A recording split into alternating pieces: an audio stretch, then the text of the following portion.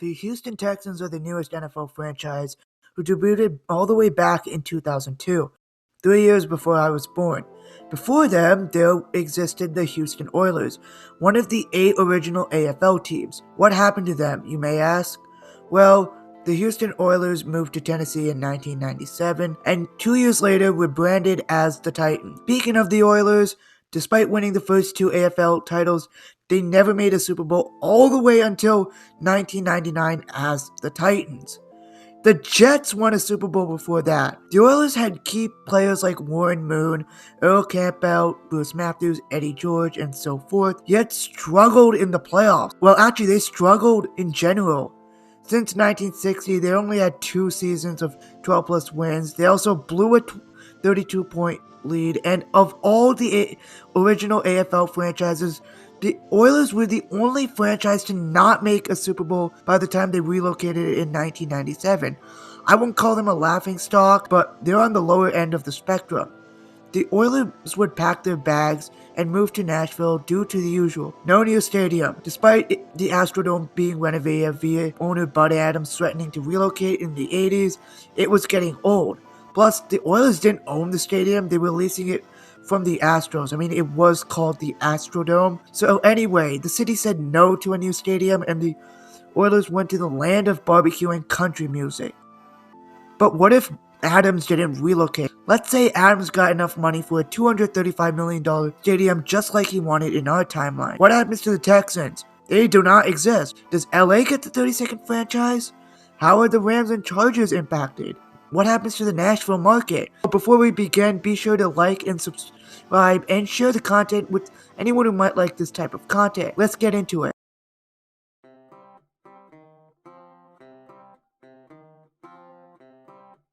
We're going to roll with energy getting built, like in our timeline, except earlier, maybe in 2001.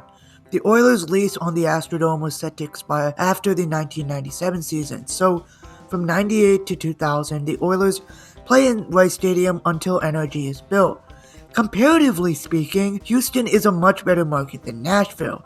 It becomes a better free agent destination spot, which means that with a slightly stronger roster, the Oilers win a Super Bowl in 1999, and perhaps those Derrick Henry teams, they're stronger, and maybe they win a Super Bowl and become a serious contender against the Chiefs. Okay, it's 1999, and the NFL decides it's uneven as heck. Look at this division structure. So they need 32 teams for 4 teams in 8 divisions each. So where does the 32nd team go? LA, and it's not even close. Commissioner Paul Tagliabue certainly wanted an LA team. Now, why that didn't happen, it's complicated. Tell me whatever gonna make things so complicated. Basically, for LA, there were a bunch of political hurdles and a 3-way fight over the LA area. Plus, Houston's bidder Bob McNair offered $700 million to the NFL over LA's $500 million, and Houston had a publicly financed stadium solution, which makes the Oilers leaving due to stadium issues pretty ironic, as they left just 3 years earlier. So, what do we name this LA franchise? First off, what is SoCal known for? Rich people, Hollywood, hot weather, beaches, water, disaster. So this new team is called the LA Typhoons. This is my best attempt at a logo. Please don't roast me in the comments. And the logo is not the point of the video, so let's just move on. So there, we got no Texans, but we got the Typhoons. The Typhoons probably get a similar crop of players that the Texans did and draft David Carr. The 2002 Typhoons roster, they're not doing well because and chances are they draft Andre Johnson in 2003, and he would become an LA Typhoon. I could get into the Typhoons' hypothetical history, but we don't have time. Though I do want to mention that LA is considered the free agent destination spot. Who knows what the Typhoons look like in 2026?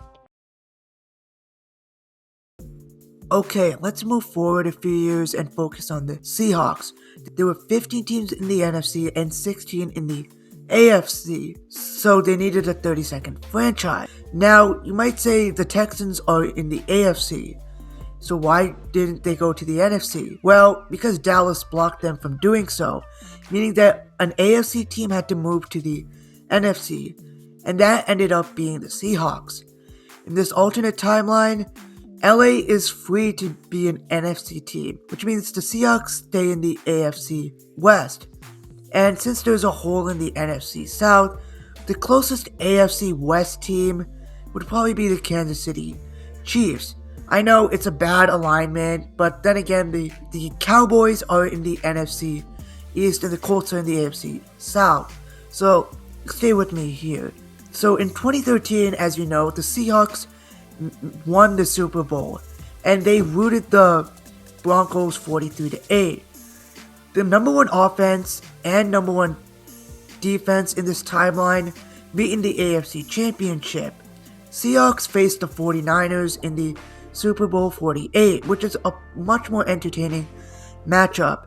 In 2014, due to seeding, the Seahawks host the number one seed in the AFC, meaning that the Patriots faced them in the AFC Championship instead of the Super Bowl again. So, with the Seahawks hosting and the 12th man as a factor, the Seahawks advanced to the Super Bowl, meaning that this never happens, and they probably beat the Packers in Super Bowl 49. This dramatically changes the Seahawks' fortune, and with the Seahawks being relevant in the past, 15 years, they might become a dynasty.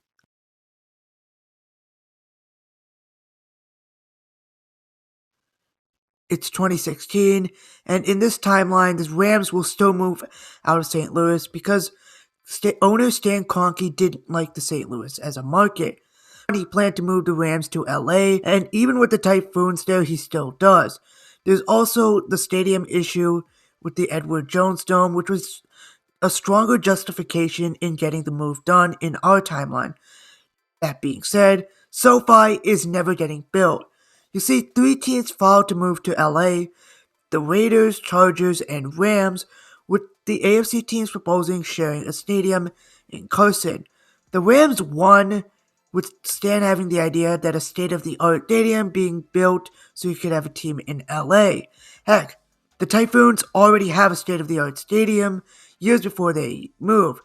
Yeah, while writing the script, I forgot to mention this, but one of LA's expansion bidders, Michael Ovitz, stated that he would shell out $750 million for a stadium they're called the Hacienda in Carson, actually, and even shelled out $540 million for the 32nd franchise bidding, which McNair won. If his plan goes through, I don't think we're getting the complete set, but LA already has a state-of-the-art stadium before the Rams move, years before they move, actually. What inspired you to move the Rams? Money! The Rams are no longer kings of Hollywood, and the Chargers are what the Rams are in our timeline. There are 2 teams in LA, which means they're not moving to LA. But what happens now? The Chargers move because of a failed stadium. Same thing, and the owners once again being greedy. What inspired you to move the Chargers? Money! Their stadium lease for Qualcomm ended in 2017, meaning that they don't have an extra season or 2 to sort their stuff out. At first, I considered Vegas a possibility. They got the Golden Knights in 2017, and the mayor publicly expressed her desire for the Chargers to move there, but it's a long shot, especially considering that leagues at the time frowned sports betting. So, they go to Nashville. It makes a ton of sense. Right now, Nashville residents shelled out $1.2 billion for the new Nissan Stadium, and the old one, they shelled out $200 million, which was a large majority of the cost. Dean Spanos, the Chargers owner, wanted a significant taxpayer money for his new San Diego Stadium. Nashville is wide open. It's a huge football market. It's considered one of the fastest growing cities in the country. While known as the Bolts, the Chargers name actually originates from horses, and Tennessee has a strong horse culture. They move and rebrand with the old horse shield to fit the culture and hopefully better uniforms. With the Chargers in the AFC South, the Chiefs switch back to the AFC West after being in the South for 15 seasons. I can't really see them form any rivalries with the other South team. Maybe the Colts during the Luck Smith years. Anyway, they moved back to play with their rivals Denver and Oakland/Las Vegas twice a year. So, that's it. If the Oilers never move, they win a Super Bowl and have a completely different trajectory. Texans never exist. Instead, LA gets an expansion team and a state-of-the-art stadium by 2002. LA franchise is stronger than the Texans as they're able to attract more free agents. The Chiefs moved to the AFC South temporarily.